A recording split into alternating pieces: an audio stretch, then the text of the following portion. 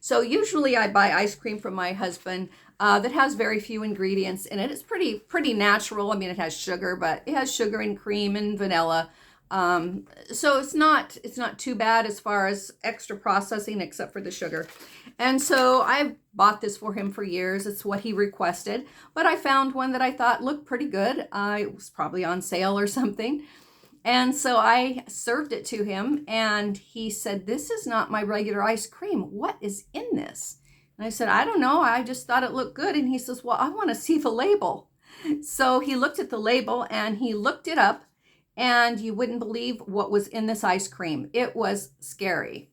It is called castoreum. Now I'm going to be talking about processed foods, obviously. So this is the first one that sort of found me. So it is, and I hate to say this, I even called my sister and said, "Should I even say this?" Well, this is what's in it, so I'll just tell you what it is.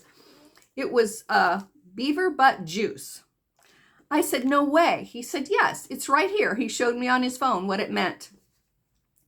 And so he said, "Hey, could you do me a favor?" And I said, "What?" He said, "Please don't serve me any more beaver butt juice ice cream. I really don't like it." So as a dutiful wife, I said, "No, I will not serve that to you anymore."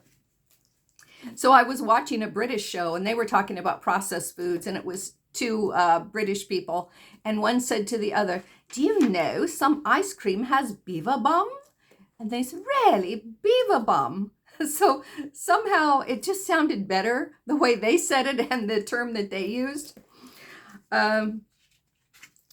So do you know that out of 600,000 products, there's only really 10 companies, and 5 of them use what I'm going to tell you next. I was talking to my daughter about this ice cream, and she said, "Oh yeah, I know all about that." And she said, "Well, I can tell you one worse than that that's in food." And so she said it is called, and I have to use another bad word, heck. It's HEK, heck 293. And it stands for, and this was really disgusting, human embryonic kidney cells. These are the kidney cells of aborted babies. They're in products from PepsiCo, Kraft, Campbell's Soup, Nestle, and many others. And a lot of international companies too use this. I could list the actual products, but it would take way too long. So it's in most of the dark colored Pepsi drinks, and it's in almost all gum. It's in those Kraft singles. It's not really even cheese, so they have to call them Kraft singles. If you open it up and eat that, it's a processed food. It has this heck in it. So, and even some skincare products. What about colorants?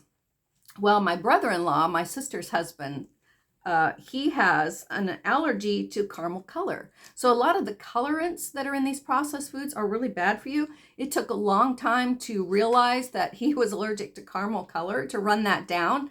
And my sister said, yeah, he was, he looked like a studded tire. So it broke out like a studded tire. But many of these food dyes, they cause in children ADHD and hyperactivity, irritability, depression, hives, asthma, and even cancerous tumors. So take red dye number 4. It's made from the body and eggs of red bugs. Doesn't that sound tasty? It's also put in some lipsticks too. So there are over 2,000 of these ingredients in processed food. The body doesn't read it as real food because it's not, and it stores it in the fat cell. And so that's one of the reasons why we're getting fatter and fatter. And also it stores it in the in the fat cell in order to protect the organs. It's trying to protect the organs because it's foreign. It's not food. All this being said, do your homework and eliminate as much processed food as you can. And try and eat real food, and you'll be much better off.